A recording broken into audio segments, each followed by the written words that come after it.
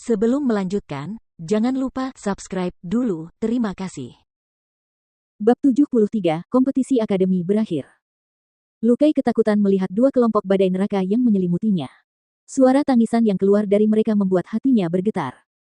Karena takut, Lukai memaksakan diri untuk menggerakkan keempat sayap di punggungnya, membuka dan menutup. Dalam sekejap, tubuhnya berputar menjadi tornado biru, menghindar dengan cepat. Namun, itu sudah terlambat. Kedua siklon itu menyelimuti Lukai, saling beradu hebat melawan tornado biru itu. Boom! Terdengar ledakan keras. Tornado biru itu meredup dan kecepatannya melambat, memperlihatkan tubuh Lukai dan matanya yang ketakutan. Pada akhirnya, tornado biru itu hancur saat badai neraka terus melaju. Lukai tersandung berulang kali hingga ia mencapai tepi panggung pertempuran. Badai neraka datang tepat di hadapannya dan menghilang. Melihat kedua siklon itu akhirnya menghilang hanya beberapa inci di depannya, pori-porinya terasa mengendur dan keringat dingin membasahi punggungnya, membasahi jubahnya. Baru saja dia merasakan napas kematian. Kematian sungguh datang begitu dekat kepadanya. Lukai terengah-engah, melihat tangan kanannya, dia melihat bahwa separuh lengan jubahnya tercabik-cabik oleh serangan Huang Xiaolong. Luka-luka di dagingnya mengeluarkan darah dan untungnya, ini dianggap luka ringan, tidak separah yang seharusnya. Ketika rasa takutnya telah berlalu, tatapannya yang rumit terfokus pada Huang Xiaolong. Dia tahu bahwa jika bukan karena belas kasihan Xiaolong, kemungkinan besar tangan kanannya akan lumpuh sekarang. Aku kalah. Lukai menghela napas dan berkata kepada Huang Xiaolong. Ketika kata-kata itu keluar, Lukai hampir terhuyung turun dari panggung, tampak seperti seluruh energinya telah terkuras habis. Keributan melanda kerumunan di segala arah panggung. Pangeran Lukai mengambil inisiatif untuk mengakui kekalahan. Menyerah secara sukarela. Seseorang yang telah menerobos tingkat ke-7, memiliki variasi semangat bela diri Skypeng, pada akhirnya, kalah dari Huang Xiaolong, seorang yang berada di puncak tingkat ke-6. Di dunia roh bela diri, mitos bahwa Ordo ke-6 tidak akan pernah bisa menang atas Ordo ke-7 telah dipatahkan oleh Huang Xiaolong. Semua orang terperangkap dalam keterkejutan yang tak dapat dipercaya dan tak terbayangkan. Sementara di panggung utama tamu terhormat, masing-masing tenggelam dalam pikirannya sendiri. Raja Lu Ze menghela napas, aku tidak menyangka bahwa bahkan Kair bukanlah lawan Huang Xiaolong. Kemudian, dia menoleh untuk melihat Marsekal Haotian dengan ekspresi puas, tertawa, dan berkata, yang lebih mengejutkan adalah semangat bela diri Huang Xiaolong ini, dia sebenarnya adalah naga ilahi primordial, naga hitam. Aku menantikan prestasinya setelah memenangkan kompetisi tahun pertama akademi dan perjalanannya ke Kekaisaran Duanren untuk pertempuran kota Kekaisaran.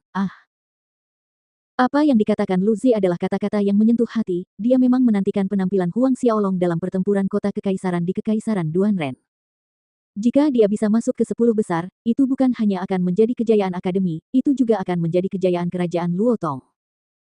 Marsekal Haotian juga tertawa setuju dan berkata, keinginan orang ini sama. Marsekal Haotian memiliki harapan yang sama karena dia tahu itu tidak hanya akan menjadi kemuliaan Akademi Bintang Kosmik dan Kerajaan Luotong, tetapi juga akan menjadi kehormatan dan kemuliaan Gerbang Asura. Dan dengan ikut sertanya Huang Xiaolong dalam pertempuran kota Kekaisaran Duanren, itu akan menjadi titik awal untuk membangun kembali kejayaan Gerbang Asura sekali lagi. Setelah itu terjadilah peperangan antar kerajaan.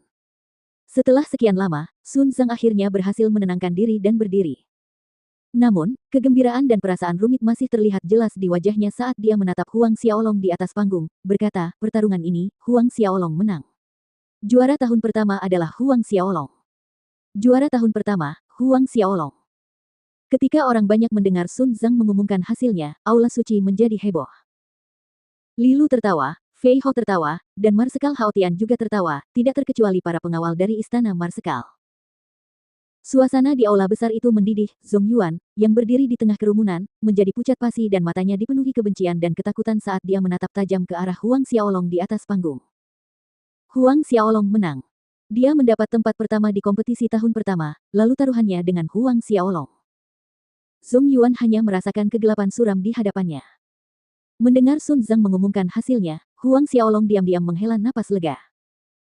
Setelah serangkaian pertempuran yang sulit, ia akhirnya mencapai tujuannya, untuk menjadi juara tahun pertama. Tak lama setelah itu, kelas tahun kedua dan tahun ketiga juga mengumumkan pemenangnya, dan pemenang keseluruhannya adalah seseorang bernama Chen Cheng, dari pelataran dalam Akademi Bintang Kosmik. Kekuatannya telah mencapai puncak Orde ke-10 akhir. 2 bulan kemudian, ia akan menuju ke Kekaisaran Duanren sebagai perwakilan Akademi Bintang Kosmik untuk ronde pertempuran kota Kekaisaran ini.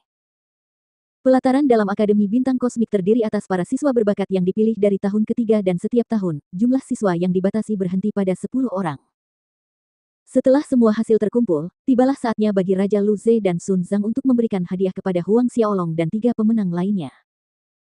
Saat memberikan hadiah kepada Huang Xiaolong, tidak dapat dihindari bahwa Raja Lu Ze dan Sun Zhang akan mengucapkan kata-kata penyemangat. Melihat hadiah di tangannya, hati Huang Xiaolong sedikit berdebar karena gembira. 1 juta koin emas. 1 teknik kultivasi dan keterampilan bertarung tingkat bumi tingkat rendah.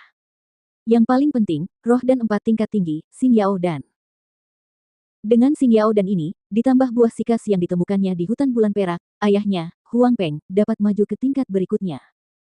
Tentu saja, Huang Xiaolong tidak akan menelan Xing Yao Dan ini sendiri, ia memang berniat memberikannya kepada Huang Peng sejak awal. Dengan berakhirnya kompetisi, setelah beberapa hari, dia bisa kembali ke Huang Klan Manor. Setelah hadiah dibagikan, masa bubar dan pergi. Namun, setelah sebagian besar orang bubar, Lu Kai mendatangi Huang Xiaolong dan berkata, "Saya harap tahun depan kita punya kesempatan untuk bertarung lagi." Tahun depan, Huang Xiaolong mengangguk. Tahun depan, mereka berdua akan masuk kelas tahun kedua. Ketika aula suci kosong, Huang Xiaolong membawa Fei Hou dan keempat pengawal istana Marsekal serta Li Lu keluar dari akademi kembali ke istana Tianxuan. Sekembalinya ke Tianxuan Mansion, Li Lu berceloteh gembira sambil berpegangan pada lengan Huang Xiaolong tentang betapa kerennya dia saat mengalahkan Lu Kai, Chen Qiang, dan yang lainnya di panggung pertempuran. Melihat Li Lu berceloteh riang, dia hanya bisa mengikuti arus dan membiarkan Li Lu berceloteh lebih dari 1 jam sebelum dia merasa puas. Lebih dari 1 jam kemudian, Li Lu akhirnya meninggalkan Tianxuan Mansion. Setelah Li Lu pergi, Huang Xiaolong memanggil Fei Hou dan dia mengeluarkan hadiah 1 juta koin emas dan menugaskan Fei Hou untuk membeli halaman-halaman di sekitar Tianxuan Mansion. Jumlah budak telah meningkat, membuat Tianxuan Mansion terasa sedikit sesak. Membeli halaman di sekitar sini.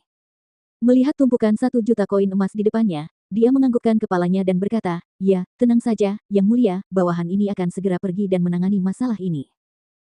Selama ada cukup koin emas, dia yakin pemiliknya akan menjual tempat mereka. Fei Hou juga mendengar beberapa halaman di dekat rumah Tianxuan adalah milik para jenderal di bawah kakak senior Hao Tian, seharusnya tidak terlalu sulit untuk meyakinkan mereka untuk menjual. Ketika Fei Hou pergi, Huang Xiaolong kembali ke kamarnya dan mulai berlatih taktik Asura.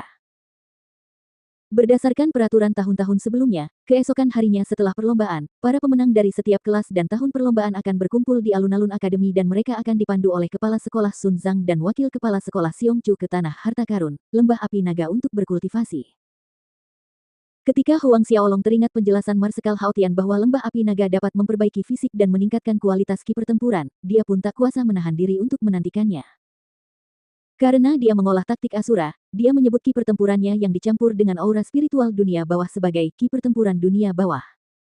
Kualitas ki pertempuran dunia bawah dapat dianggap tinggi di antara yang lain, jika dia dapat meningkatkannya lebih jauh, dia tidak tahu sejauh mana itu dapat dicapai.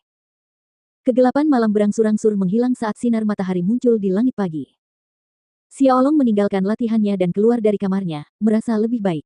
Rasa lelah akibat pertempuran kemarin hilang sepenuhnya. Yang Mulia, ada kabar baik. Tepat saat Huang Xiaolong berjalan ke aula utama, Fei Hou berlari masuk dengan gembira dan berkata, "Kakak senior menghubungi guru, dan dia melaporkan tentang Yang Mulia kepada guru."